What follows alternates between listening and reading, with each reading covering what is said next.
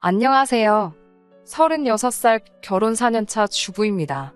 결혼 첫 해에 아이를 가지려 노력을 많이 했는데 결과가 좋지 않았어요. 무리하는 것보다 마음 비우고 있으면 생길 거라는 말을 들어서 신랑이나 저나 조급해하지 않고 천천히 했는데 해가 지나도 별다른 소식이 없었네요. 아무리 부부라지만 신랑이야 잃을 게 저보다 적으니 양가 부모님도 각기 다른 반응이세요. 친정 부모님은 당연히 제 걱정이 우선이니 요즘은 애 없이도 많이 산다더라. 일부러 안 낳는 사람도 있다는데 너 자신을 가장 먼저 생각하고 최우선으로 여기거라 하면서 괜찮다고 하시는데 시댁은 또 그렇지 않네요. 시어머니께서 조금 유난스러운 부분이 있으시거든요. 결혼 4년 동안 아직 애도 들어서지 않았는데 시어머니는 평생의 자랑이 아들 둘 낳은 걸로 삼을 정도로 자부심이 있는 분이셔서 하루빨리 아이를 낳아야지가 아니라 하루라도 빨리 아들을 낳아야지라고 매번 보채십니다. 신랑은 제 편 들어주고 있어요. 사실 병원에서는 원인을 모르는 불임이라는 이야기를 들었는데 시부모님께는 병원 가서 검사 받아봤더니 남자인 자기한테 있다더라 하면서 저한테 스트레스 주지 말라고 매번 저를 위해 편을 들어줍니다. 누구보다 아이 갖고 싶어하는 저인데 자기 때문에 그런 거라고 하면서요. 그럴 때마다 고마운 마음보다 앞서는 게 미안한 마음이에요. 평소 때는 별로 티를 안 내시는데 특히 명절날이라든지 형님네와 같이 있을 때면 아들 손주 하면서 제 속을 뒤집어 놓으시네요. 저희보다 4년 앞서 결혼하신 아주버님네는 결혼하자마자 시어머니가 원하시는 아들 손주를 갖는데 성공하셨거든요. 그러니까 매번 신랑이 시어머니께 아이가 없는 게 자기 탓이라고 저를 변호해주지만 시어머니께는 씨알도 먹히지 않습니다.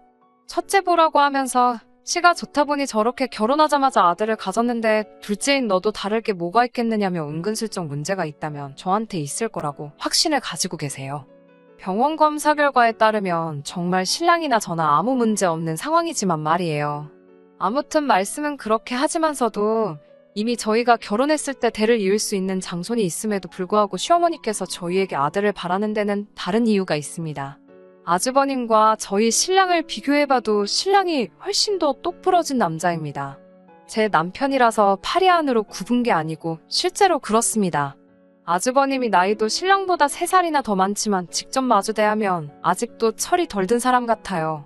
첫째라서 오냐오냐 잘한 부분도 한몫하는 것 같지만 전반적으로 봐도 둘이 형제가 맞나 싶을 정도로 너무 달라요. 제 신랑은 경우도 바르고 대학도 소위들 말하는 명문대학교를 나와 대기업에 다니고 있습니다. 성실한 데다가 검소함까지 겸비해서 저와 결혼할 때도 시부모님께 어느 정도의 생활비를 드리고 있었음에도 불구하고 모아놓은 돈도 상당했어요. 중간중간 자신이 확신을 느끼는 게 있으면 과감하게 투자를 해서 재테크에도 소질이 있었고요. 정말 제 남편 자랑하는 것처럼밖에 안 보이겠지만 겸손하기까지 합니다. 그래서 결혼을 준비하던 중에 아주버님을 처음 뵈었던 때에는 정말 형만한 아우 없다는 말이 무색할 정도였어요. 아주버님은 예의도 없고 철도 왜 그렇게 없으신지 나중에는 술이 잔뜩 취해가지고는 재수씨 옆에 앉아서 술 좀 따라봐 하면서 제 팔을 잡아 끌어당기까지도 했어요. 다행히 그 무례한 상황에서 신랑이 대번에 형 뭐하는 짓이냐며 성질내고 자리를 끝내버리고 저를 데리고 나와줬습니다. 솔직히 그때 오만정이 다 떨어져서 결혼이고 뭐고 뒤집어 엎을까 했는데 제가 아주버님하고 살 것도 아니고 아주버님은 서울에서 가까운 중소도시에 거주하고 있었기 때문에 딱히 마주칠 일이 없었거든요. 형님도 마찬가지입니다. 신랑하고 아주버님을 비교하기는 했지만 아무래도 제가 제 스스로 남과 저를 비교하기는 뭐하니 별다른 말은 쓰지 않으려고요. 그래도 제 눈에 안경이라는 말이 괜히 있는 게 아닌가 싶은 게 형님도 굉장히 진중하지 못한 성격이고 자기중심적이기까지 합니다. 뭐 아무튼 아주버님이 제 신랑과 비교했을 때 그 어떤 점도 괜찮은 부분이 없다는 걸 시부모님께서도 알고는 계셨던 거예요. 하지만 시어머니가 아주버님네보다 저희들에게 더 기대를 하고 계신 건 두 형제 간의 직업적인 차이 때문만은 아니에요. 저희 집은 제가 어릴 때 무역상 하시던 아버지가 대박이라고까지 하긴 그렇지만 운 좋게 큰 수입을 올린 해가 있었고 어머니께서도 감이 좋으셔서 그때 사놓은 부동산들 덕분에 집에 자산이 조금 많은 편이에요. 그래서 신혼집을 구하는 대신에 친정아버지 명의로 되어 있는 강남에 있는 아파트를 증여받기도 했습니다. 저도 딱히 회사는 다니고 있지 않지만 또 친정아버지 명의로 된 상가에서 감성 카페를 운영하고 있어요. 커피를 직접 배우거나 하지는 않았지만 제가 전공했던 인테리어를 10분 활용해서 젊은 층이 사진 찍으러 많이 오는 카페로 코로나도 비껴갔다는 소리를 들을 정도로 장사가 잘 되는 편입니다. 가장 극심했던 작년 여름에도 입장에서 사진 찍으려고 줄을 설 정도로 장사가 잘 되었고, 달에 제가 가져가는 수입만 해도 대기업 다니는 우리 신랑 기죽을 만큼 많이 벌어요. 그렇다고 제가 진짜 돈으로 신랑 기죽이는 건 아니고요. 안정적인 직장에 복지까지 있는 회사 다녀주는 신랑 덕에 제가 득을 보는 것도 있죠. 아무튼 저희가 아주버님네에 비해서 경제적으로 넉넉하니 시어머니는 아주버님네 아이가 아들 장손이라고 하지만서도 은근 저희한테도 아들이 있었으면 하시는 부분이고요. 그런데 결혼하고 한 해 교회가 지나면서 통 아이 소식이 없으니 시어머니께서 조금 극성으로 변하신 부분이 없지 않아 있습니다. 신랑 앞에서 저한테 뭐라 한 소리만 했다 하면 신랑이 두 팔 걷고 나서서 시어머니와 대립을 하는 걸 알고 계시니 저와 신랑이 둘이서 같이 있는 자리에서는 딱히 별다른 말씀을 하지 않으시는데 그렇게 저에게 개인적으로 전화를 하세요. 일하느라 바빠서 전화를 못 받는다 치면 그걸로도 뭐라고 하시고 그런 일이 종종 있어서 신랑한테 이야기를 했더니 여느 때처럼 신랑이 시어머니께 한 소리를 했나 봐요. 그런데 그러고 얼마 뒤에는 자기 아들한테 고자질을 했다면서 뭐라 한마디 하시고 또 이번 일을 가지고 신랑에게 말만 한번 해보라고 엄포를 놓으시더라고요. 사실 시어머니 엄포가 겁난다거나 무섭거나 하지는 않았지만 신랑이 중간에서 참 스트레스 많이 받겠다는 생각에 몇 번은 제가 그냥 흘러넘기려고 했습니다. 작년 일인데 작년에 마침 딱 SNS에서 제가 운영하는 카페가 인기를 끌어서 손님이 정말 끊임없이 들어오던 시절이 있었어요. 장사가 잘 되니까 좋은데 너무 준비 없이 들이닥친 손님 때문에 정신없이 바쁘던 하루였습니다. 그날도 시어머니가 저한테 무슨 쓸데없는 소리를 하시라고 전화를 하셨었나 봐요.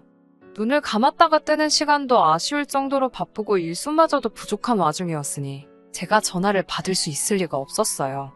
시어머니도 오기가 생기셨는지 제가 언제까지 전화를 안 받으려나 보자는 식으로 쉬지 않고 전화를 하시더라고요. 솔직히 너무 바쁜데 전화벨 소리 계속 울리고 있으니 짜증이 나서 전화기를 꺼버리고 일에 집중을 했어요. 그렇게 2시간쯤 지났는데도 손님이 빠질 생각을 안 해서 숨 돌리기도 힘든 상황이었는데 시어머니가 가게 문을 벌컥 열고 들어오시더라고요. 가게 밖으로 줄 서 있는 사람들이 있는데 줄도 무시하고 들어오니 문 앞에 서 있던 사람들하고 시비가 붙었어요. 아줌마, 사람들 줄 서서 있는 거 안 보여요? 하고 묻는데 시어머니는 줄 서고 있던 그 사람에게 나 여기 사장 가족이라고 하면서 똑바로 알아보고 물어보라는 식으로 따지시더라고요. 저는 장사하는 입장이고 소셜네트워크에 달리는 댓글에 따라서 장사가 잘 되나 안 되나 정해지는 유행 타는 카페인데 사장 가족이라고 말하면서 손님에게 시비를 걸고 계시니 제가 아무리 바빴어도 가만히 있을 수가 없었어요.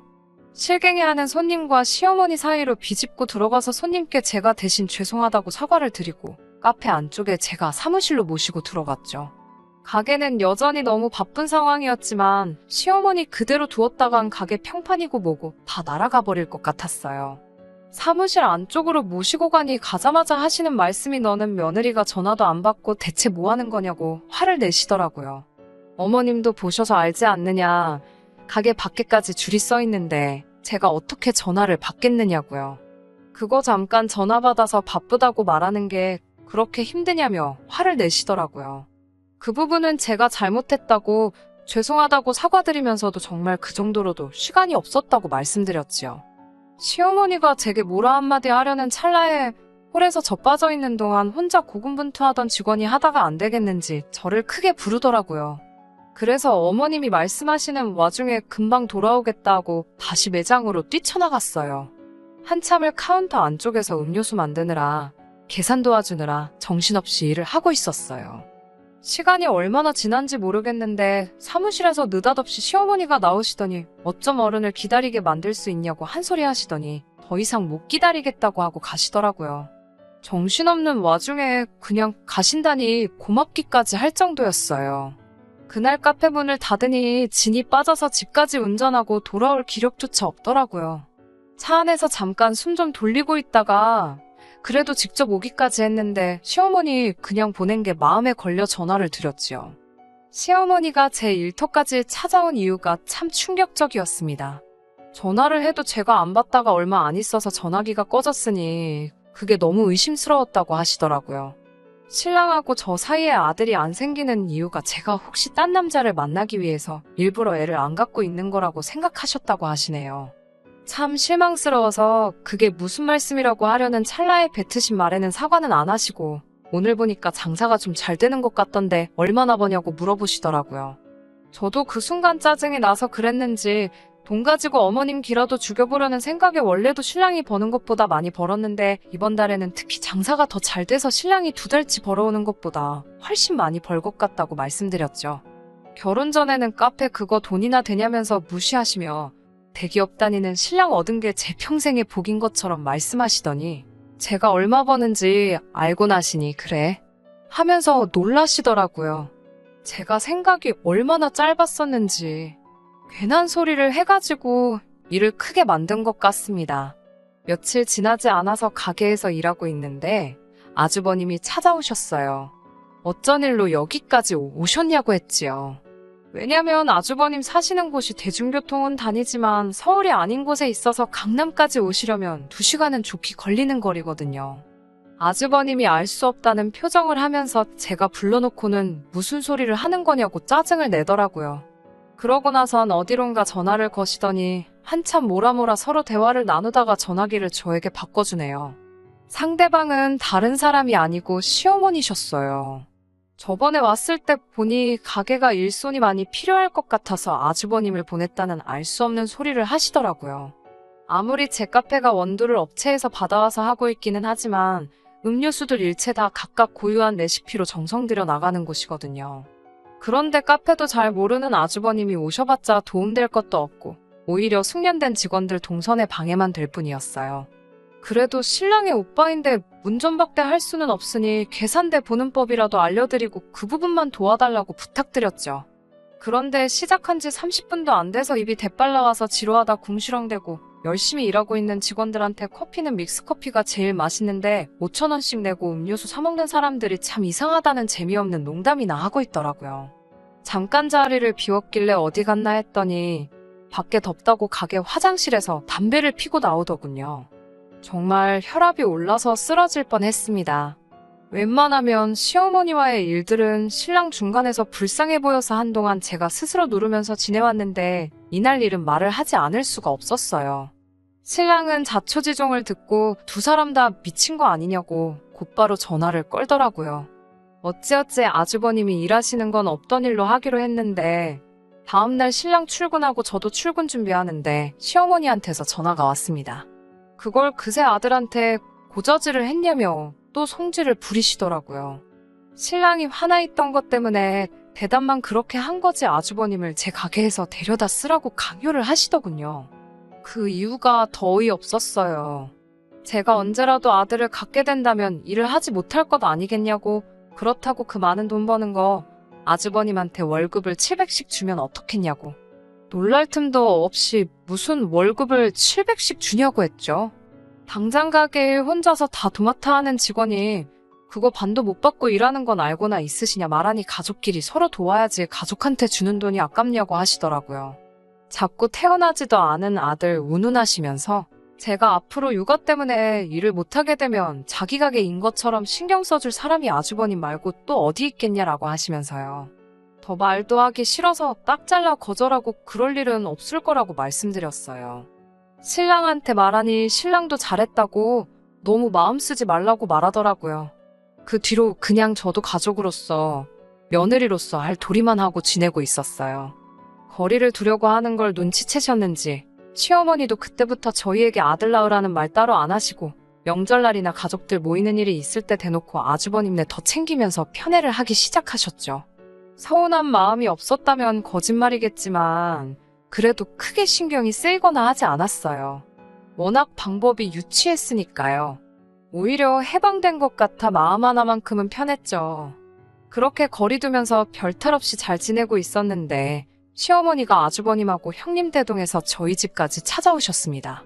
연락도 없이 오신토라 주변에서 배달음식 몇 개 시켜다가 후다닥 상 차려내고 저녁 식사를 하고 있는데 정말 말도 안 되는 요구를 하시더라고요. 식사 중에 뜬금없이 맹무삼천지교라는 걸 알고 있느냐고 하시길래 무슨 말을 하시려나 했더니 이제 아주버님네 아이가 초등학교에 입학할 나이가 되었으니 더 좋은 환경에서 교육을 시키고 싶다고 하더라고요. 의도를 모르니 조기 교육이 중요하다더라. 좋은 결정인 것 같다 뭐 이런 식으로 장단 맞춰주고 있었는데 무슨 계획이라도 있는 줄 알았더니 대뜸 하시는 말씀이 저희는 월세방을 구하던지 해서 나가 살고 지금 살고 있는 이 집을 아주버님네 아이가 대학교 들어갈 때까지 살게 너네가 양보를 하라고 하시더군요. 어이가 없어서 자식 교육 좋은 데서 시키고 싶으면 월세방은 형님이 구해서 살면 되지 왜 우리가 이 집을 양보해야 하냐고? 이 집 결혼할 때 우리 돈 한 푼 들어간 거 없는 장인어른이 마련해 주신 집이다. 우리 가족 중에 그 누구도 이 집을 양보하란 말 할 수 있는 사람 아무도 없다고? 제가 말하기도 전에 신랑이 나서서 어머님께 큰 소리를 치더라고요.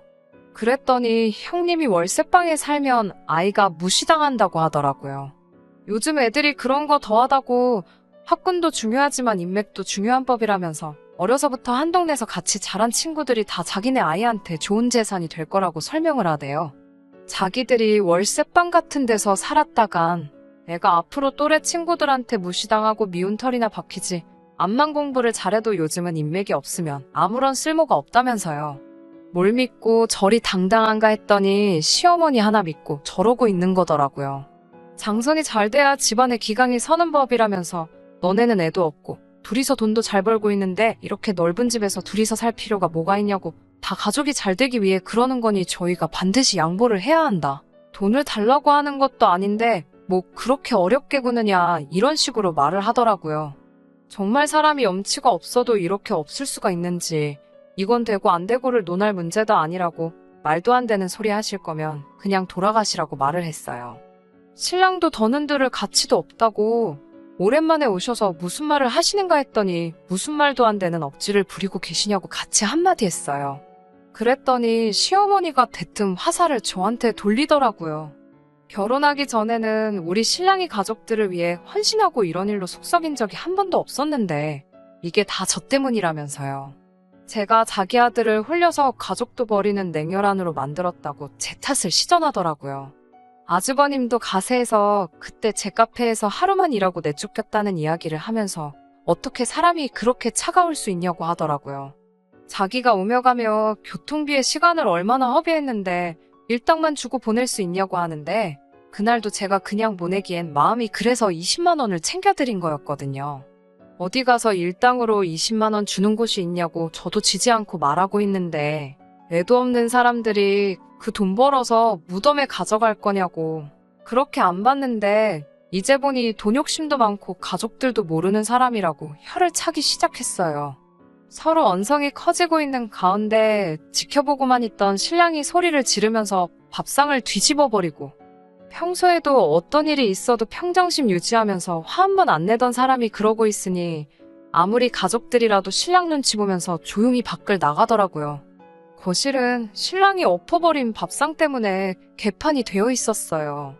제가 치우려고 하는데 자기가 그런 거니 자기가 치우겠다고 잠깐 혼자 있고 싶으니 혼자 치우게 해달라고 부탁을 하더라고요.